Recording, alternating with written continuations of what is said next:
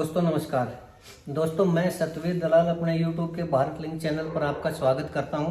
दोस्तों आज हम जिस शख्सियत से रूबरू हो रहे हैं वो शख्सियत गुड़गांव के एक बहुत ही जानी मानी शख्सियत हैं और बहुत बड़े समाज सेवी हैं। ये हैं श्री अनिल बंसल जी।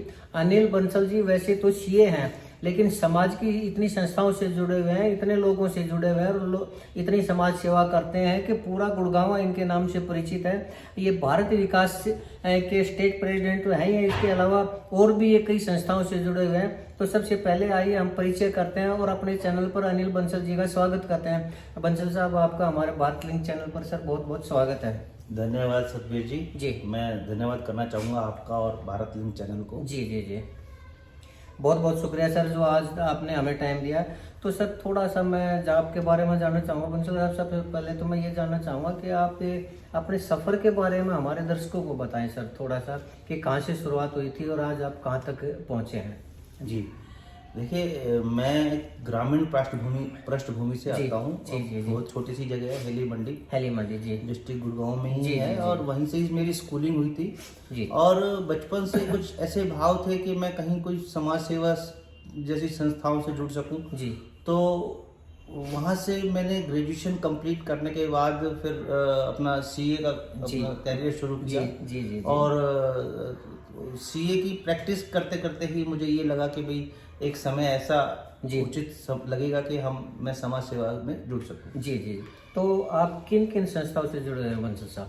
देखिए, वैसे तो गुरुग्राम में काफ़ी सारी संस्थाएं हैं जिनसे लोगों से मेरा परिचय भी है, उनके साथ जुड़ा हुआ हूँ। लेकिन मेन रूप से अगर मैं बात करूँ तो मुझे भारत विकास परिषद जो मेरे दिल के बहुत करीब है, मैं उस संस्था से काफ़ी नज़दीक हूँ, उससे जुड़ा हूँ। आप भारत विकास परिषद से जुड़े हैं और वो आपके दिल के करीब है। तो सर हम थोड़ा ये जानना चाहेंगे कि भारत विकास परिषद आपके दिल से करीब कैसे हैं और कब आप उससे जुड़े और उसमें क्या पद रहे आपके? जी देखिए, ऐसा है कि 2012 में मैं इस भारत विकास परिषद संस्था से जुड़ा था।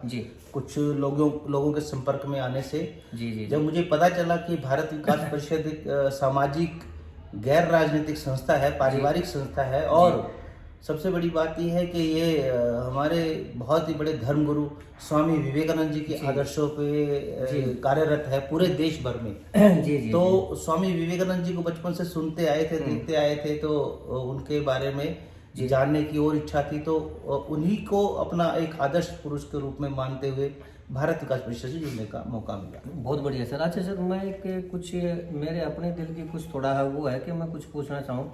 आप स्वामी विवेकानंद जी के आदर्शों पर चलते हैं आपकी संस्था, इसमें कोई दो राय नहीं है कि स्वामी विवेकानंद एक बहुत बड़े आध्यात्मिक गुरु थे और उन्होंने समाज को एक नया रास्ता दिखाया। लोग आज भी उनके सिद्धांतों पर चलते हैं। लेकिन मैंने कई चीज़ें सुनी कि एक तो यह है कि स्वामी विवेकानंद जी का जो अंतिम समय था वो बहुत कष्ट में रहा है। बहुत सी बीमारियों से वो जुड़े हुए थे और उन बीमारियों से दुखी होकर उन्होंने ये कहा था कि गीता पढ़ने से ज़्यादा अच्छा है कि आप फुटबॉल खेलें। तो सर इतने बड़े आध्यात्मिक गुरु एक देव पुरुष तुल्य व्यक्ति थे, उन्होंने ऐसा क्यों कहा? और क्या आध्यात्मिकता में बीमारियों से लड़ने की कोई क्षमता नहीं होती क्या? थोड़ा इसके बारे में बताइए। देखिए, इसमें सतवीर जी मेरा कहना ये है कि निश्चित तौर पे उनका बहुत ही अल्पायु में देहांत हुआ था और उस समय देश एक बहुत बड़ी बीमारी से, महामारी से जूझ रहा था। प्लेग की जो बीमारी फैली थी, उस बीमारी के दौरान उन्होंने लोगों की सेवा करते करते वो खुद भी ग्रसित हो गए थे। और जो उनका त्याग और बलिदान और समर्पण का जो भाव था वो इसी बात से स्पष्ट होता है कि उन्होंने अपने जीवन भर की जो कमाई थी, एक मठ बनाने के लिए जो पैसा इकट्ठा किया था, वो सब प्लेग की बीमारी से ग्रसित लोगों की भलाई में लगा दिया था। रही बात आपने जो बोला, मुझे तो ज्यादा आइडिया नहीं है, लेकिन जहां तक बात कौन सी बात किस संदर्भ में की जाती है, उनका कहने का मकसद ये नहीं था कि गीता को ना पढ़ा जाए। गीता तो हमारी आत्मा है, गीता तो हमें जीना सिखाती है। लेकिन उन्होंने सर्वांगीण विकास अगर नहीं होगा तो हम देश और समाज के कल्याण नहीं कर सकते। तो जहां तक अध्यात्म के साथ साथ हमें अपने शारीरिक बल का भी, हमारे मतलब गीता पढ़ना भी जरूरी है, उधर हमें अपने तो उतना ही स्वस्थ रहना भी जरूरी है। जीवन में उनका जो भाव था, ये बात कहने के पीछे वो यही था कि हमें अपने स्वास्थ्य को पूरा ध्यान देना चाहिए, तभी हम देश के लिए और यही समाज के लिए कुछ कर सकते हैं, काम आ सकते हैं। बिल्कुल आपने यही भाव लेके उन्होंने जी संदर्भ में बात हाँ बिल्कुल सही, मैं मानता हूँ, इस चीज़ से सहमत हूँ आपसे। अच्छा बंसल साहब ये बताइए कि आप भारत विकास परिषद से कब जुड़े और किस किस पद पर आपने काम किया और आज क्या स्थिति है आपकी? जी मैं एक्चुअल में 2012 से इस भारत विकास परिषद के साथ जुड़ा हुआ हूँ जी। और पहले मुझे एक शाखा में हमारी यहाँ पे गुड़गांव में आज की डेट में 12 शाखाएं हैं। हाँ। लेकिन 2012 में उस समय में 4 शाखाएं होती थी जी। जिसमें से एक स्वामी विवेकानंद शाखा का मुझे अध्यक्ष बनाया गया था, जी दायित्व दिया गया था जी। और उसके बाद मुझे फिर यहाँ गुरुग्राम जिले का दायित्व मिला था और आज की डेट में मेरे पास हरियाणा में दक्षिण हरियाणा प्रांत के प्रेसिडेंट का दायित्व। जी। अच्छा आप सर मैंने सुना है कि आप गरीब आदमियों को मुफ्त खाने का भी वो करते हैं, बंदोबस्त करते हैं, वो क्या सिस्टम है और कहाँ करते हैं आप? देखिए मैं जब हमारी स्वामी विवेकानंद शाखा का अध्यक्ष था तो हम कुछ लोगों ने बैठ के एक चिंतन किया था कि क्या हम समाज के उस दबे कुचले उस वंचित वर्ग के लिए कुछ कर सकते हैं क्या। यही भाव हमारा जो भारत विकास परिषद का मूल भी है जी कि सेवा और संस्कार। जी। भारत विकास परिषद की अगर बात करें तो 1962 के युद्ध के बाद ये संस्था बनी थी जी। और उसने उस समाज को देखते हुए कि जिसके पास एक समय का खाना भी नहीं था, हाँ। ना कोई तन पे कपड़े थे, ना कोई सुविधा थी मेडिकल की, ना कोई पढ़ाई लिखाई की तो बात ही जी। तो ऐसे समय में इस भारत विकास परिषद का गठन हुआ था। उसी भाव को लेके हम चल रहे थे तो हमारी जो कार्यकारिणी में बैठक में ये विषय आया कि हम क्या समाज के इस वर्ग के लिए कुछ कर सकते हैं, तो क्या एक समय का भोजन दे सकते हैं। ठीक है। तो उस समय में हमने एक ये अन्नपूर्णा रसोई के नाम से यहाँ पे सेक्टर 5 में प्राचीन शिव मंदिर है बगीची के नाम से, वहाँ पे अन्नपूर्णा रसोई शुरू की थी और ये लगभग आज 5.5 साल के करीब हो गए, जो प्रतिदिन 300 से ज्यादा लोगों को निःशुल्क खाना उपलब्ध कराती है और बहुत ही उत्तम क्वालिटी का खाना उपलब्ध निःशुल्क खाना खिलाते हैं आप। सर मैं एक चीज पूछना चाहूँगा, देखिए अपने अपने विचार होते हैं, निःशुल्क खाना खिलाने का क्या ये तात्पर्य नहीं है कि आप निठल्लेपन को बढ़ा रहे हैं? मेरा कहने का तात्पर्य है कि देखिए जब किसी आदमी काम क्या करता है, पेट भरने के लिए तो काम करता है ना, और पेट तो आप उसका फ्री में भर रहे हैं तो वो काम क्यों करेगा? काम नहीं करेगा तो वो निठल्ला रहेगा। दूसरी बात, गुड़गांव के अंदर सर मैंने देखा है कि हर एक रेड लाइट के ऊपर ये रोहिंग्या मुसलमान है सर, और थोक के भाव में बहुत ज़्यादा, पता नहीं प्रशासन की नज़र इन पर जाती है या नहीं जाती, और जाती है तो क्यों नहीं इनके ऊपर कार्रवाई। ये रोहिंग्या मुसलमान सर अपराधों से जुड़े हुए हैं। दिन में ये लोग भीख मांगते हैं, रात में इन्हीं के जो घर वाले हैं, यंग लड़के हैं, वो अपराधों से जुड़े हुए हैं। अगर ऐसे आदमियों को मुफ्त में खाना खिलाया जाएगा तो वो क्या और उनको बढ़ावा नहीं मिलेगा? और क्या इससे आप देश की सुरक्षा से खिलवाड़ नहीं कर रहे हैं? नहीं, देखिए जी इसको सतबीर जी हमने जब ये रसोई शुरू की थी जी, उसके शुरू करने से पहले भी कुछ लोगों ने हमसे यही बातें की थी कि भाई ये तो क्रिमिनल लोग हैं, ये काम क्यों करेंगे, अगर आप इनको फ्री में खाना देंगे तो ये तो मतलब आप इनको पाल रहे हैं, इस तरह के वर्ड्स को काफी लोगों ने यूज किए थे। जी। लेकिन हमारा भारत विकास परिषद का एक प्रकल्प है अनीमिया मुक्त भारत। जी। हम यहाँ प्रतिदिन देखिए हमारे जो सेवादार हैं वहाँ पे जो प्रतिदिन सेवा करते हैं वो उन लोगों को पहचानते बड़े अच्छे से।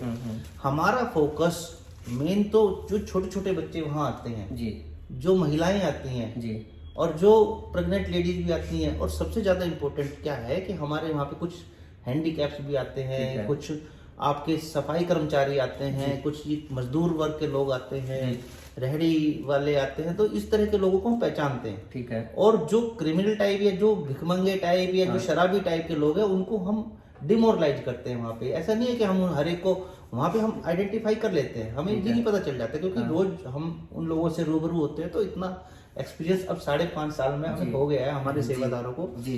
तो हमें इसमें कहीं कोई दिक्कत नहीं है। दूसरी बात जैसे आपने कहा वो बहुत अच्छी बात है कि निश्चित तौर पे आज ये चिंता का विषय भी है कि समाज में हम हर जगह देखते हैं, चौराहों पर हर जगह भिखारी टाइप के वेश में कुछ असामाजिक तत्व भी हैं, और रोहिंग्या मुसलमान जैसे आपने बात करी, हमें मुसलमानों से कोई दिक्कत नहीं है, लेकिन उनकी जो विचारधारा है, कट्टरता है, उससे आपत्ति है। तो इसके लिए तो मैं आपके भारत लिंक चैनल के माध्यम से एक बात कहना चाहूंगा हमारे जो दर्शकों को कि अगर हम एक मुहिम छेड़ ले कि हम कभी भी चौराहों पर किसी भी भिखारी को नकद ना दें, इसकी जगह हम अपने गाड़ी में 10-20 पैकेट छोटे छोटे बिस्किट के या केले या खाने की चीजें दे दें जी, तो यही चीज हमारे भाव वहाँ पे अन्नपूर्णा रसोई पे भी हम खाने की चीज देते हैं, हम किसी को बढ़ावा नहीं देते। जी, जी, और जहाँ तक बात है, हम उन 10-20% लोगों को नहीं देखते जी, जो हरामखोरी करते हैं, गलत काम हम जो उन है। लोगों को देखते हैं, उसमें उन लोगों को जो एक समय का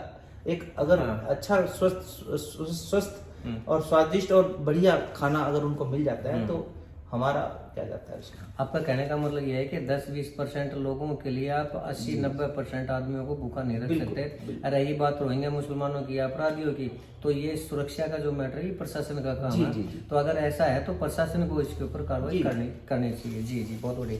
अच्छा, आपकी भारत विकास परिषद के माध्यम से क्या आप स्वास्थ्य के लिए भी कुछ कर रहे हैं क्या? जी, बहुत अच्छा सवाल किया सतबीर जी। हमारा एक्चुअली जो भारत विकास परिषद है, इसके दो प्रमुख प्रकल्प है, सेवा और संस्कार। जी, तो सेवा के प्रकल्प में जैसे एक मैंने आपको बताया अन्नपूर्णा रसोई, ऐसे ही हमने यहाँ पे सिविल हॉस्पिटल में भी लगातार हम तीनों टाइम खाना देते हैं जो गरीब लोग वहाँ पे सिविल हॉस्पिटल में एडमिट होते हैं उनको।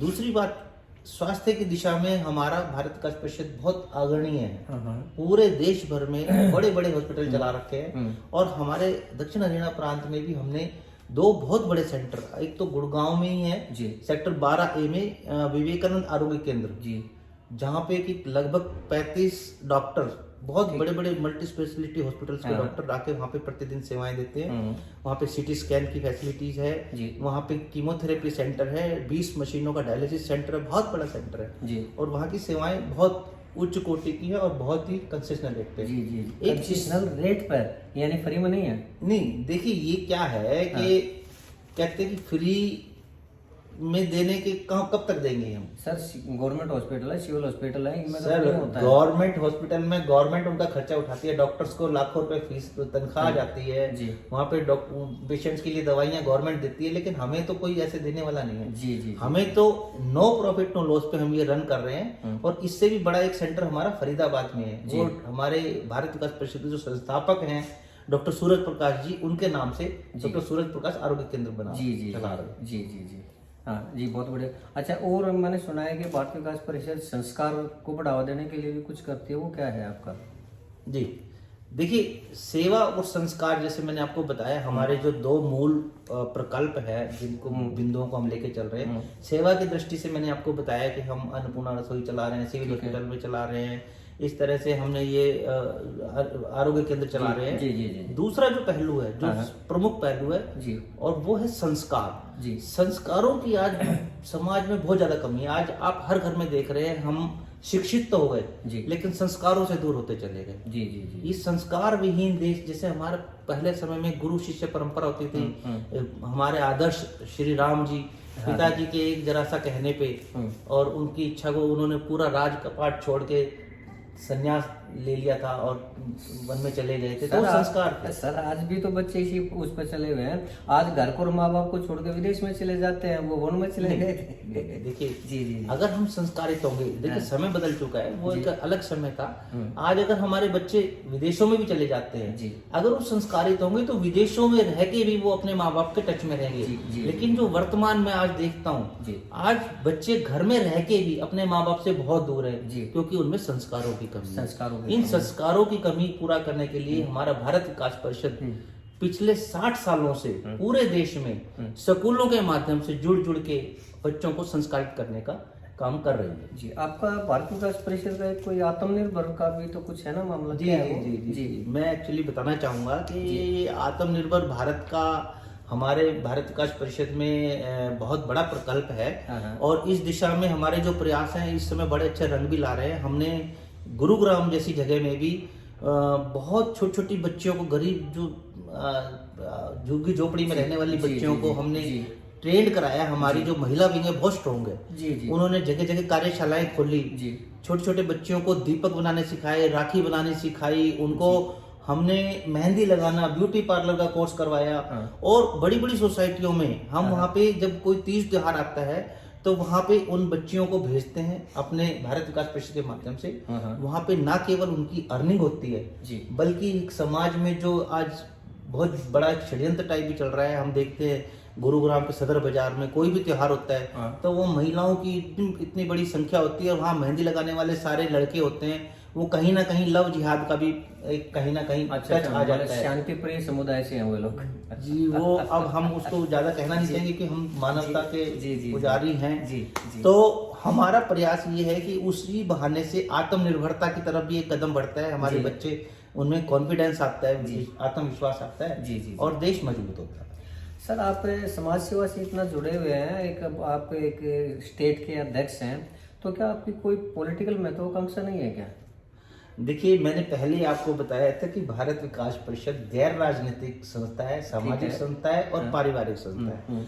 हमारा उद्देश्य समाज में परिवर्तन लाना है कि किस तरह से हम समाज को संस्कारित करके और उसके वंचित वर्ग को किस तरह से आत्मनिर्भर बना सकते हैं, उसको कैसे हम ऐसा बना सकते हैं कि वो अपने पैरों पे खड़ा हो सके। जी जी जी। हमारा उद्देश्य कतई भी राजनीति की तरफ या राजनीतिक लोगों से हमारा दोस्ताना है, सारी बात है, लेकिन हमारा कभी भी महत्वाकांक्षा नहीं है कि हम उसमें। तो क्या कभी चुनाव भी नहीं लड़ा आपने? नहीं, कभी नहीं, कभी नहीं। चलिए सर, आपके जीवन की महत्वाकांक्षा क्या है ये बताइए आप।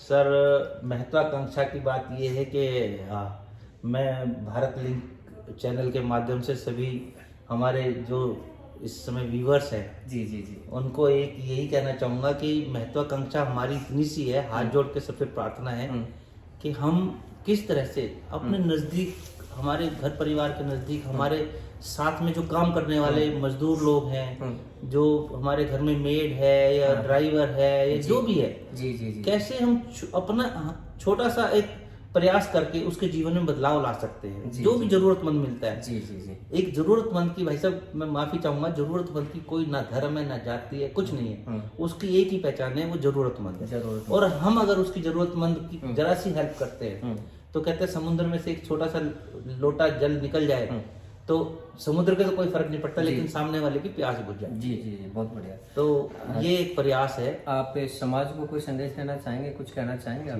जी, मैं यही चाहूँगा कि आप सभी प्रबुद्ध जन हैं और समाज में आप अच्छे भले भांति जानते हैं कि क्या कुरीतियाँ हैं इस समय। इस समय हम समाज को अगर मजबूत बनाते हैं, समाज को संस्कारित बनाते हैं तो देश स्वतः ही हमारा मजबूत हो जाएगा।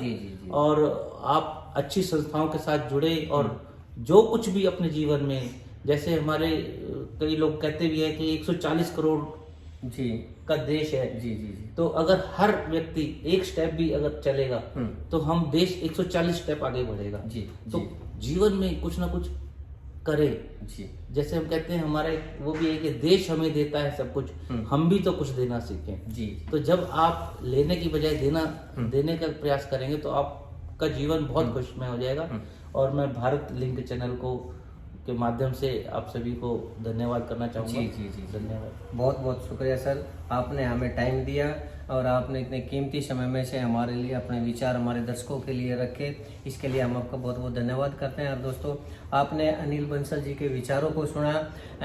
इनके ये कहना है कि हर आदमी को अपने कुछ समय में से, चाहे वो आर्थिक हो, शारीरिक हो या कुछ भी हो, समाज के लिए ज़रूर करना चाहिए, समाज की बेहतरी के लिए ज़रूर करना चाहिए, तभी हम एक सशक्त समाज का निर्माण कर सकते हैं। तो बहुत बहुत शुक्रिया दोस्तों, आपका भी, जो आपने अनिल बंसल जी के विचारों का सुना और उन्होंने हमें टाइम दिया, इसका भी बहुत बहुत धन्यवाद। और इसके साथ ही हम आपसे एक प्रार्थना भी करना चाहेंगे कि अगर आपको हमारा ये प्रयास अच्छा लगा तो आप हमारे चैनल को लाइक करें, शेयर करें दोस्तों, सब्सक्राइब जरूर करें। इसके साथ ही आप लोगों का बहुत बहुत धन्यवाद।